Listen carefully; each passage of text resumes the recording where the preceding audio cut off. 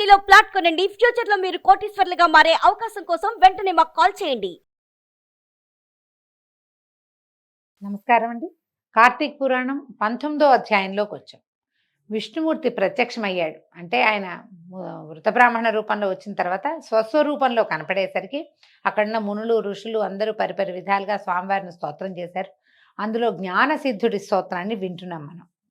వేదవేత్తలు మిమ్మల్ని అంటే భగవంతుణ్ణి ఇలా కొలుస్తున్నాడనమాట. వేదవేత్తలు మిమ్ము వేదవేద్యునిగానున్న వేదాంతములందులో ఉండేవాడిగాను గుహ్యమైన వాడిగాను నిశ్చలుడిగాను అద్వితీయునిగాను తెలుసుకొంచున్నారు. మీరు వేదవేద్య అంటే కేవలము వేదాల్లోనూ వాట్లల్లోనే ఉంటారు. భగవంతుడు సర్వాంతర్యామ అయినప్పటికీ అసలు ఆయన ఉండే స్థలం ఏంటంటే అది వేదంలోనే భగవంతుని యొక్క నిష్ట ఉంటుందట. అయితే సూర్య చంద్ర శివ బ్రహ్మాదుల చేత రాజుల చేతను స్తుతించబడేటువంటి రమ్యమైన మీ పాదపద్మాలకి వేవేల నమస్కారాలు తండ్రి. మీ గొప్పతనం చెప్పదన అలవి కాదు. శివపూజా దురంధరులు, సంసార భయాన్ని తీసివేసేటువంటి సమర్థులు, జన్మ సంసార సముద్రమందున్న శివాదుల చేత అంటే మా ప్రాణుల చేత నిత్యము కొనియాడబడేవాళ్ళు, పర్వతాది రూపాలను కూడా ధరించిన మహానుభావులు, పంచమహాభూతములు చరాచర రూపములైన అన్ని భూతములు కూడా భగవద్విభూతి వల్లే అవన్నీ కలుగుతాయి. శంకర సేవిత పాదులు, నీవు పరమము కంటే పరమైన వాడు అంటే పరాత్పరుడు అన్నమాట భగవంతుడు. నీవే ఈశ్వరుడవు. ఈ చరాచర రూపమైన ప్రపంచమంతయు దానికి కారణమైన మాయతోటి కూడా మీ యందు తోచుతున్నది. ఎలా అంటే భగవంతుడు మాయకుడు. ప్రపంచం ఒక రకంగా నడుస్తోంది. భగవంతుడు వేరు మాయ వేరు కాదు. భగవంతునితోటే మాయ నడుస్తూ ఉంటుంది. ఇది ఈ శరీరం మనది అని మనం ఒక భ్రమలో ఉంటూ ఉంటాం. ఈ భ్రమకి కారణం మనం జీవించి ఉండటమే.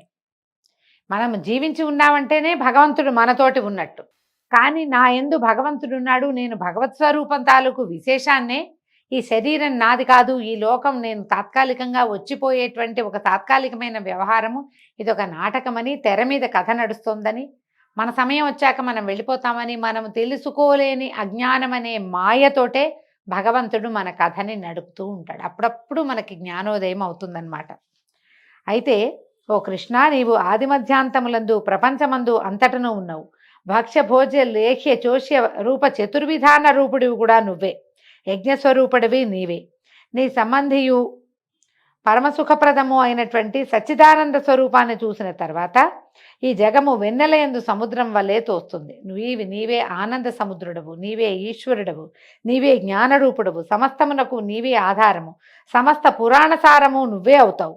నీ వలననే సమస్తము జనించును, నీయందే లయించును. నీవు ప్రాణుల హృదయములందు ఉండేవాడవు, ఆత్మస్వరూపుడవు, అఖిల వంద్యుడవు. మనసు చేత చూడశక్యము కాని నీవు మాంసమయములైన నేత్రముల చేత ఎట్లా గోచరిస్తాడు? మాంస నేత్రం అంటే ఇప్పుడు మన కన్ను నేకెడ్ ఐ, దీనికి కనపడ్డు భగవంతుడు. కేవలం అంతర్నేత్రంతో మనం చూడగలుగుతాం. ఈ అంతర్నేత్రంతో కూడా చాలా ప్రయత్నం చేస్తే కానీ, చాలా తదేక దృష్టి కలిగితే కానీ భగవంతుణ్ణి మనం చూడలేకపోతాం. మాంసనేత్రం వల్ల అసలు కాదు. తర్వాత కృష్ణ నీకు నమస్కరిస్తున్నాను, ఓ ఈశ్వర నీకు నమస్కరిస్తున్నాను, ఓ నారాయణ నీకు నమస్కరిస్తున్నాను. నన్ను ధన్యుణ్ణి చెయ్యి. నీ దర్శన ఫలితాన్ని ఇవ్వు పరమపురుష. నీకు పునః పునః మళ్ళీ నమస్కారాలు చేస్తున్నా. నన్ను నిరంతరము పరిపాలించు. సమస్త లోకములందు పూజించదగిన నీకు నేను మొక్కుతాను. ఇందువల్ల ఈ జన్మ సఫలంగా కావటం నీకేమీ కొరతప్పుడు నా జన్మ సఫలమైన నీకు కొరతేమీ లేదు తండ్రి. నాలాంటి వేవేల ప్రాణుల్ని ఉద్ధరించడానికే నువ్వు ఉన్నావు అని చెప్పి ఎన్నో రకాలుగా నమస్కరించి నన్ను రక్షించు, కాపాడు, కరుణించు, దర్శనమివ్వు, మళ్ళీ కనిపించమంటున్నాడనమాట విష్ణుమూర్తిని. నీవు పరమాత్మ రూపుడివి, పరమహంస పతివి, పూర్ణాత్ముడవు, గుణాతీతుడవు, గురువువు, కృపావంతుడివి అయినటువంటి కృష్ణ నీకు నమస్కారం. నిత్యానంద సుధాబ్ధి నివాసివి, స్వర్గమోక్షప్రదుడవు, భేదరహితుడవు, తేజవరూపుడవు, తర్వాత సాధు హృదయ సముద్ర సేనుడవు, హృదయ సరోజదళ స్థితుడవు లేక సాధు హృదయ పద్మనివాసివి, ఆత్మరూపుడివి, దేవదేవేశ్వరుడివి అయినటువంటి ఓ విష్ణుమూర్తి నీకు పరిపరి విధాలుగా నమస్కారం చేస్తాను నాయన అంటే ఆయన్ని స్తోత్రం చేస్తున్నాడండి. స్తోత్రానికి అర్థం చదువుకుంటున్నాం మనం. ప్రపంచమును పుట్టించి పోషించేటువంటి సంహరించేవాడివి నువ్వే, అంతే కదా. సృష్టి స్థితి లయకారుడైన వాడెవడు? విష్ణువు అని చెప్తున్నాడు. ఆ స్వరూపం చూసి నువ్వు పరాత్పరతరుడివి, నీవే ఇదంతా చేస్తావు నాయన, నీకు నమస్కారం. వైకుంఠ నిలయ, వ్యాసాదుల చేత కొనియాడబడే పాదాలు కలిగిన వాడివి, విద్వాంసులు నీకు నమస్కారాలు చేసి నీ పాదభక్తి అనే పడవ చేతే సంసార సముద్రాన్ని దాటి తేజోమయమైన నీ రూపాన్ని పొందుతారు. అనేక బోధలతోటి, తర్కవాక్యాలతోటి, పురాణముల చేత, శాస్త్రముల చేత, నీతుల చేత కూడా మనుషులు నిన్ను తెలుసుకుంటారు కానీ చూడలేరు. నీ పాదభక్తి అనేటువంటి నీ కాటుకని ధరించి నీ రూపాన్ని చూసి దానినే ఆత్మగా భావించి తరిస్తారు.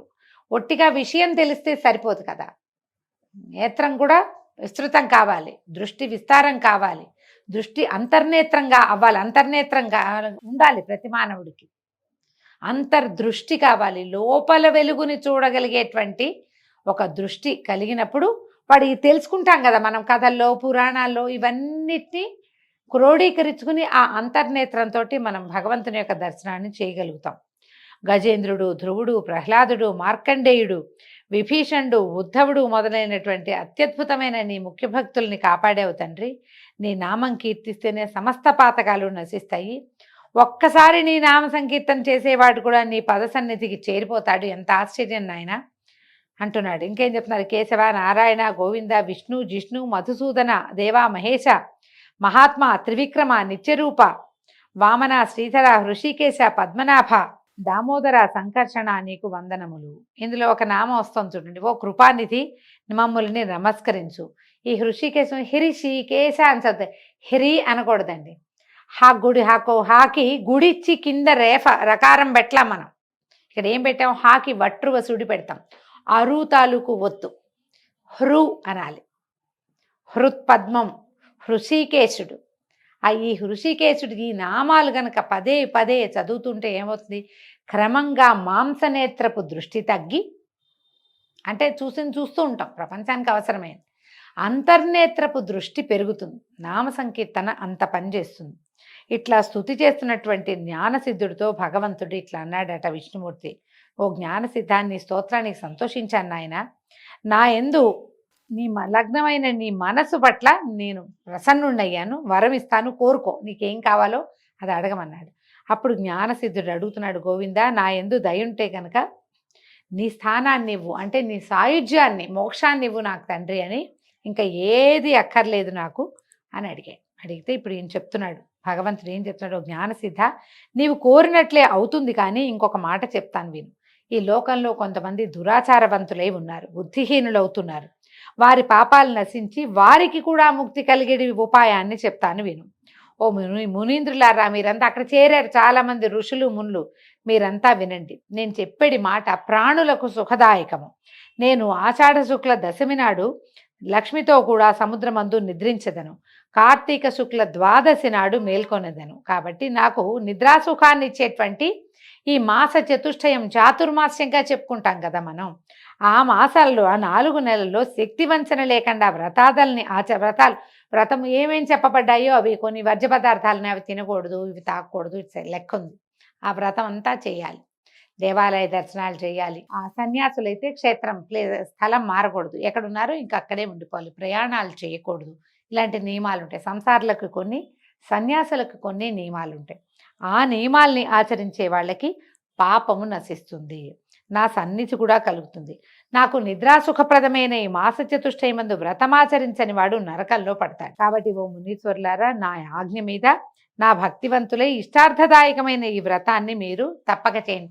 చాతుర్మాస్య వ్రత బోధ భగవంతుడే చేశాడని చెప్పబడుతోందన్నమాట. ఇంకా అనేక మాటలతో పని ఏమీ లేదు. ఎవ్వడు మూఢుడై ఈ చాతుర్మాస్య వ్రతాన్ని చెయ్యడో వాడు బ్రహ్మహంత ఫలితాన్ని పొందుతాడు. నాకు నిద్ర కానీ, మాంద్యము కానీ, జాడ్యము కానీ, దుఃఖము కానీ, జన్మ జరాదులు కానీ, లాభాలాభములు కానీ లేవు అనగా, ఈ నిద్రాదులకి భయపడి నిద్రొచ్చి నేను సముద్రంలో, క్షీరసాగరంలో శయనించట్లేదు. నా భక్తి కలవారు ఎవరో, భక్తి లేని వారు ఎవరో పరీక్షించేయటం అనే ఉద్దేశంతో నేను ఈ నిద్ర అనే మిషన్ పెట్టుకుని శయనిస్తాను. భగవంతుడు నిద్రపోడండి, కేవలం మనని పరీక్ష కోసమే నిద్రాభినయంలో ఉంటాడు. నిద్రాముద్రాభిరాముడుగా ఉంటాడు, కానీ నిద్రలో ఉండడట. అయితే ఈ నా ఆజ్ఞను అనుసరించి నాకు ఇష్టమైన ఈ చాతుర్మాస్య వ్రతాన్ని చేసేవాళ్ళు విగత పాపులు అవుతారంటే అన్ని పాపాలు పోగొట్టుకుంటారు. నీచే చేయబడిన ఈ స్తోత్రాన్ని నిత్యము త్రికాలమందు పఠించు వారికి నా భక్తి స్థిరమై అంతమందు నా లోకాన్ని చేరి సుఖిస్తారు. ఇది సంస్కృతంలో లభిస్తుంది, తెలుగులో వచనంగానే కనపడుతుంది కానీ స్తోత్రంగా కనిపించదు. హరి ఇట్లు చెప్పి లక్ష్మితో సహా ఆషాఢ శుక్ల దశమి నాడు పాలసముద్రమందు నిద్రించుట కొరకు వెళ్ళి ఆదిశేషుని తల్పమందు సేనించును. ఆంగిరసుడు ఇట్లా చెప్తున్నాడు అనమాట. పోయి నీవడిగిన ప్రశ్నకు సమాధానం ఇది. ఈ చాతుర్మాస్య వ్రతము అన్ని వ్రతముల్లో ఉత్తమోత్తమైనది. పాపవంతులు గాని, దురాత్ములు గాని, సాధువులు గాని హరిపరాయణులే ఈ చాతుర్మాస్య వ్రతాన్ని చేయాలి. బ్రాహ్మణులు, క్షత్రియులు, వైశ్యులు, శూద్రులు, స్త్రీలు అందరూ కూడా ఈ వ్రతం చేయటానికి మంచిదే. వ్రతాన్ని అందరూ అర్హులే దీనికి. ఈ చాతుర్మాస్య వ్రతాన్ని ఎవరైనా సరే, అంటే భర్త ఉన్నా లేకపోయినా, స్త్రీలే సన్యాసం పుచ్చుకున్నా వారికి కూడా పనికొస్తుంది. మోహము చేత చాతుర్మాస్య వ్రతాన్ని చేయకుండాని ఎడల శుచిత్వము లేక బ్రహ్మహంత ఫలాన్ని పొందుతారు. బ్రహ్మహంత అంటే బ్రాహ్మణుని చంపినవాడు, అలాంటి ఫలితం వస్తుందట. మనోవాకాయములను శుద్ధం చేసుకుని చాతుర్మాస్యమందు ప్రతిరోజు హరిని పూజించిన వాడు ధన్యుడగును. చాతుర్మాస్య వ్రతం ఆచరించిన వాడు కోటి జన్మలందు కళ్ళు త్రాగువాడు పొందే గతిని పొందుతాడు, సందేహం లేదు. పరమాత్మ యొక్క తుష్టికై, ఆయన యొక్క ఆనందం కోసం చాతుర్మాస్య వ్రతాన్ని ఆచరించిన వాడు గోత్రహంత ఫలితాన్ని పొందుతాడు.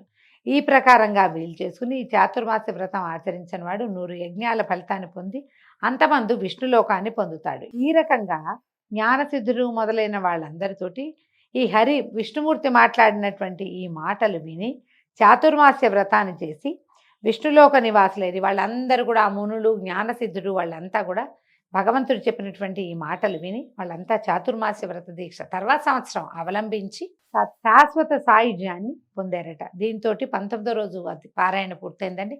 రేపు ఉదయం మళ్ళీ 20వ రోజు పారాయణలో కలుసుకుందాము. నమస్కారం.